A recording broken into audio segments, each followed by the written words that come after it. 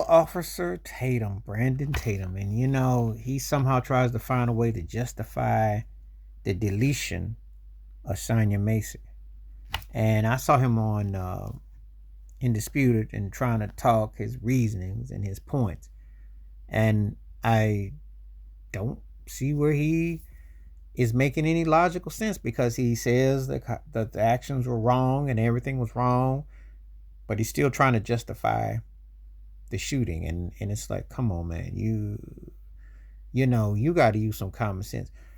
Now, he happens to be the nephew of the late great Jack Tatum, and that might be the best thing I can almost say about this guy, because everything else to me just comes off sold out, bought and paid for. You know, Sonya Massey was lynched. There's no other ways of describing it any other way. And it was not, there was no justification for why she was taken out.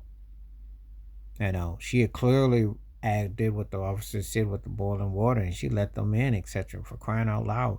It's self-explanatory. But if your disdain is so strong that you're still going to try to justify what happens, then you know what side Brandon Tatum is on. Sadly, the whitewash and the mindset happens to be with some black officers as well, because it's one thing when a lot of them, not all, but quite a few of the white counterparts in law enforcement try to justify these lynchings against black folk all the time and across the states, etc. But it's another one. It's even worse when it's someone who looks like you that tries to justify this, and it's just making excuses and basically just grasping at straws to justify the horror. But that's why he has a platform, because they will say he's a good one and he isn't a threat and he isn't a problem. Wish more could be like him and think like him. Even though when he's interviewed, he says the cops were wrong. So if your procedure is 9 out of 10 wrong, then what you did as an action is the ultimate defiance of wrong.